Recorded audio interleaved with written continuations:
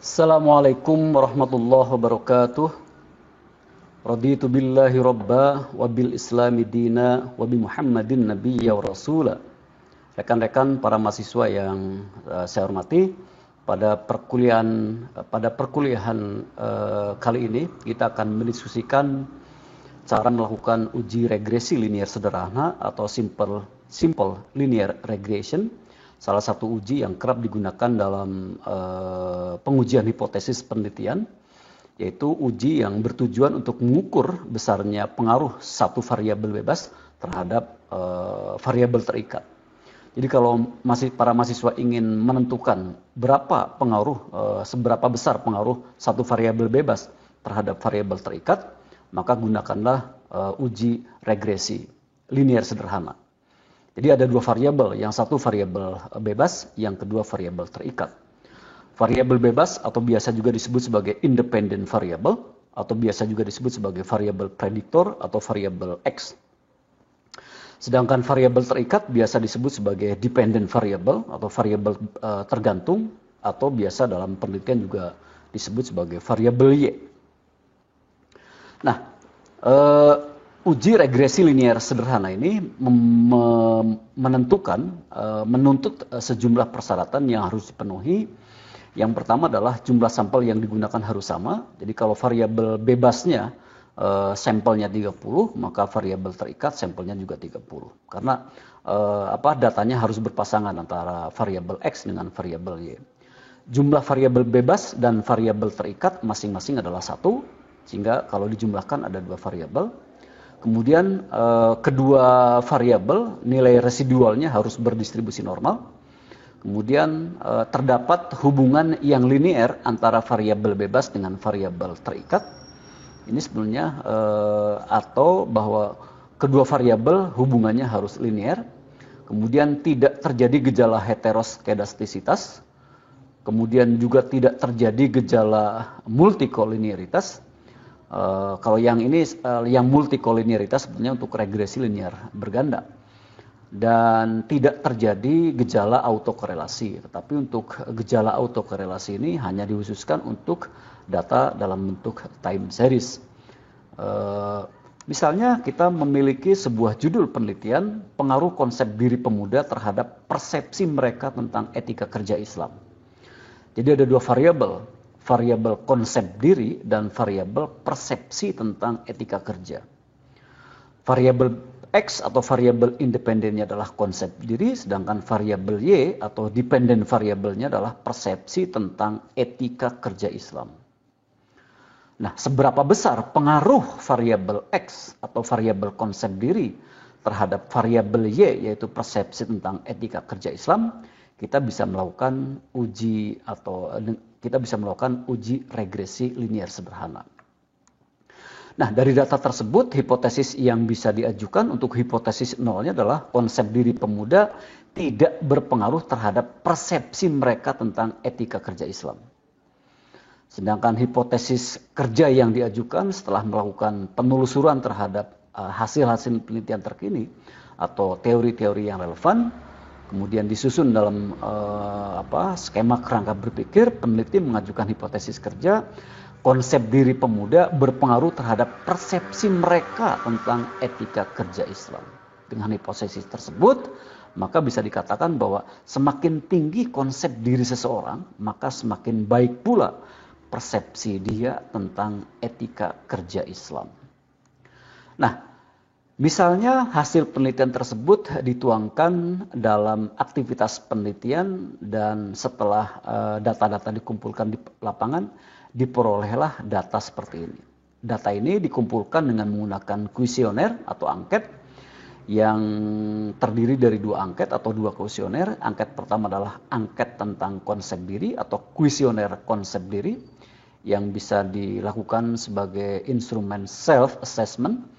Kemudian angket yang kedua atau kuesioner yang kedua adalah persepsi tentang etika kerja Islam. Tentu saja dalam penelitian sesungguhnya angket atau kuesioner tersebut sebelum digunakan untuk mengumpulkan data harus terlebih dahulu diuji validitas dan uji reliabilitasnya sesuai dengan prosedur yang biasa digunakan untuk melakukan uji validitas atau uji reliabilitas instrumen.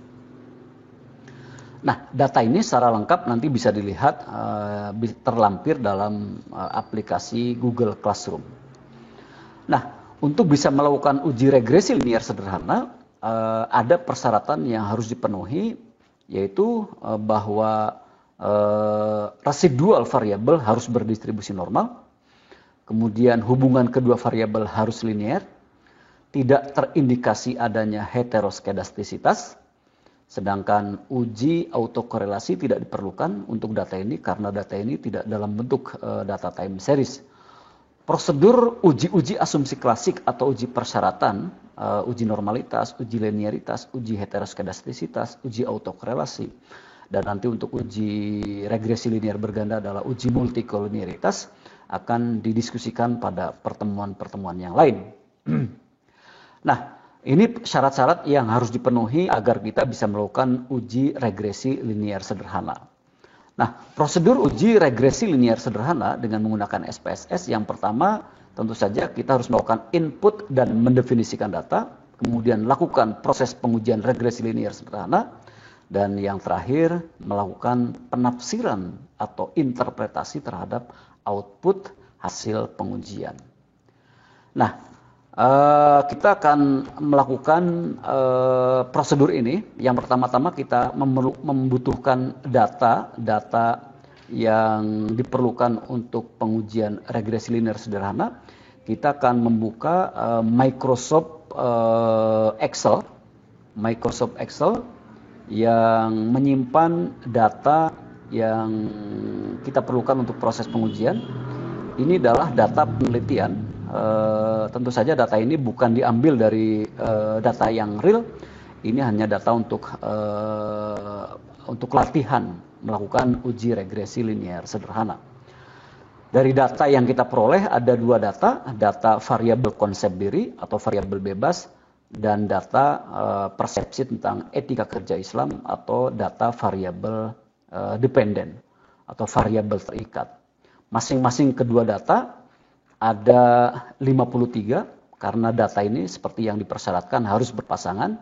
Jadi jumlah sampelnya harus sama. Sampelnya di sini ada 53 sehingga baik data variabel konsep diri maupun data variabel persepsi tentang etika kerja jumlahnya harus sama. Dalam contoh ini adalah 53. Langkah berikutnya kita akan memasukkan data ini ke lembar SPSS data editor. Kita akan mengcopy data ini, ya, lalu nanti kita tempelkan atau dipas di Ctrl C atau copy, ya, copy. Kemudian kita buka aplikasi IBM SPSS. Yang digunakan di sini adalah IBM SPSS 20. Oke, kita cancel saja.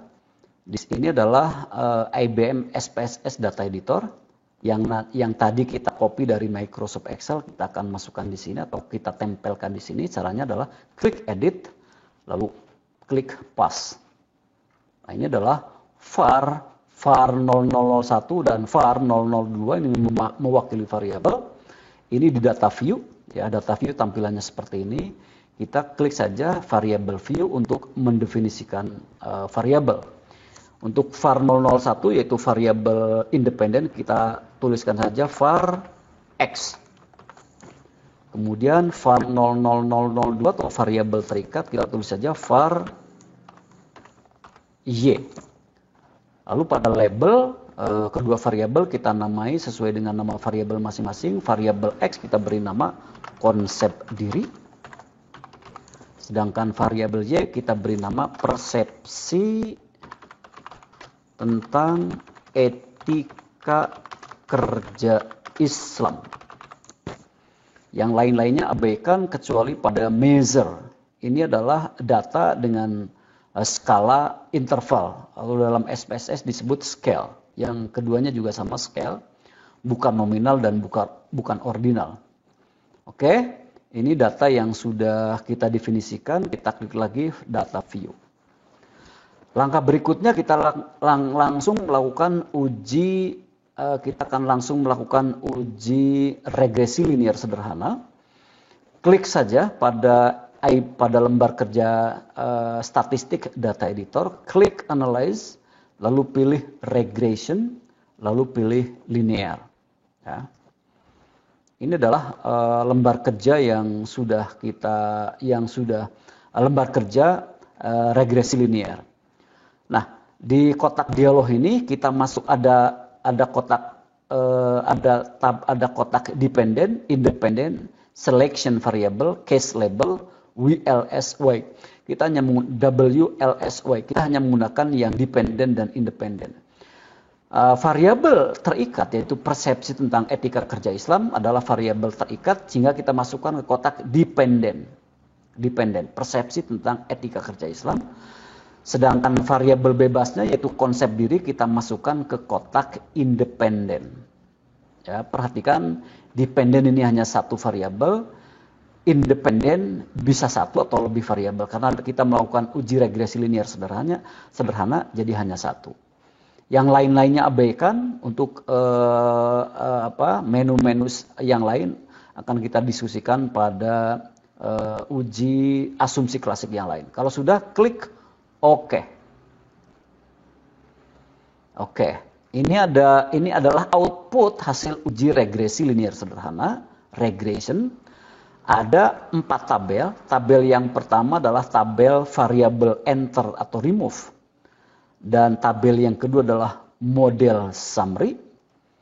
Tabel yang ketiga adalah tabel ANOVA. Dan tabel yang keempat adalah koefisien. Jadi regresi output hasil pengolahan data pada uji regresi linear sederhana itu ada 4 tabel. Ada tabel model summary, model variable enter atau remove, model summary, tabel ANOVA, dan tabel koefisien.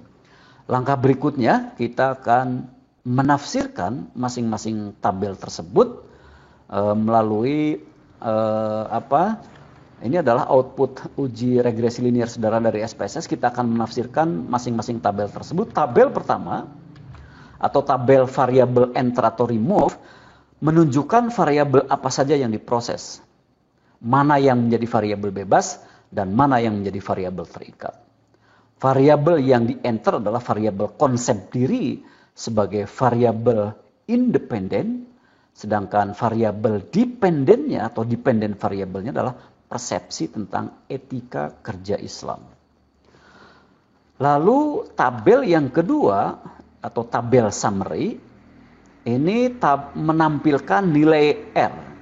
Nilai R atau koefisien korelasi yang merupakan simbol dari nilai koefisien korelasi R.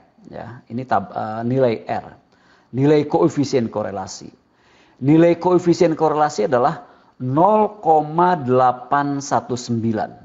0,819 ini menunjukkan bahwa hubungan antara variabel terikat, antara variabel bebas dan variabel terikat ada termasuk dalam kategori sangat kuat.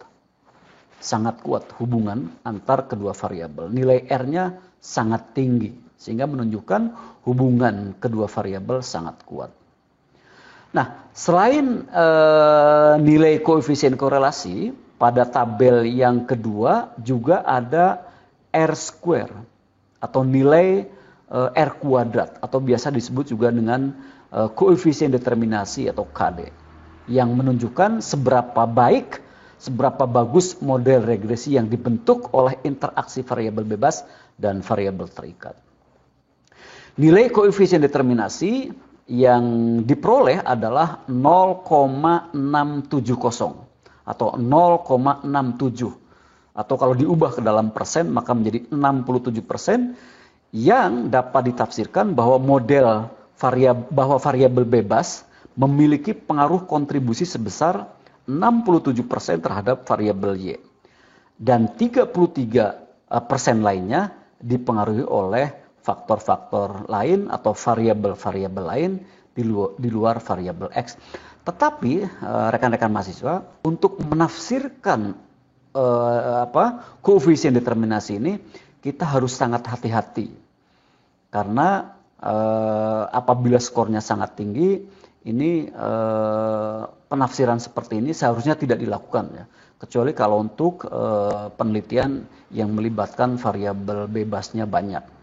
Ini bisa digunakan hanya sebagai gambaran tentang seberapa kuat pengaruh variabel X terhadap variabel Y. Tapi sekali lagi, penafsiran terhadap koefisien determinasi dalam pengujian regresi linear sederhana yang hanya terdiri dari satu variabel bebas itu harus sangat hati-hati. Nah, variabel ketiga, tabel yang ketiga adalah tabel ANOVA. Tabel ketiga digunakan untuk menentukan taraf signifikansi atau linearitas dari regresi. Nah, cara menafsirkan tabel ANOVA kita bisa menggunakan skor F atau nilai sig. Ini skor F. Ya, skor F di sini adalah 103,555 atau kita bisa juga menggunakan nilai sig, singkatan dari significant atau signifikansi, yang dalam hal ini adalah 0,000. Jadi kriteria untuk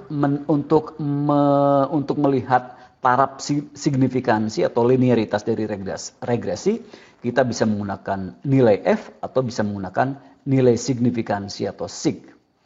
Tentu saja supaya kita tidak perlu membuka tabel F, ya merupakan tabel tersendiri, kita akan lebih mudah jika menggunakan nilai sig atau nilai signifikansi. Kalau kita menggunakan nilai signifikansi, maka ketentuan atau pedoman pengambilan kesimpulannya adalah jika nilai sig atau nilai signifikansi lebih kecil dari 0,05, maka model regresi adalah linear. Tentu saja sebaliknya, jika nilai signifikansi atau nilai sig lebih besar dari 0,05, maka model regresi tidak linear. Berdasarkan pedoman tersebut dan kita memperoleh bahwa nilai sig dari data yang kita oleh tadi, bahwa nilai sig-nya adalah 0,000 yang berarti jauh lebih kecil dari kriteria signifikan yaitu 0,05. Dengan demikian model persamaan regresi berdasarkan data tersebut adalah signifikan. Artinya model regresi linear memenuhi kriteria linearitas karena nilai sig-nya 0,000 jauh lebih kecil dari 0,05. Nah, yang terakhir tabel koefisien. Dari tabel ini kita akan membuat persamaan regresi. Tabel keempat memberi informasi model persamaan regresi yang diperoleh dengan koefisien konstanta, ya, konstanta dan koefisien variabel yang ada di kolom unstandardized coefficient B ini. Ya, nilai konstantanya adalah min 5,547, sedangkan nilai variabel nilai koefisien variabelnya adalah 0,683. Berdasarkan tabel ini maka kita bisa membuat persamaan regresi Y sama dengan min 5,547 plus 0,683 kali X. Melalui persamaan regresi ini kita bisa memperkirakan atau membuat proyeksi skor variabel Y apabila skor variabel X diketahui. Nah, itulah rekan-rekan para mahasiswa 4 tabel yang ada pada output uji regresi linear sederhana yang sudah kita tafsirkan dengan menggunakan petunjuk yang tadi sudah saya sampaikan. Demikian presentasi tentang prosedur uji regresi linear sederhana. Kurang lebihnya mohon maaf. Saya akhiri, hasbunallahu wa ni'mal wakil. Assalamualaikum warahmatullahi wabarakatuh.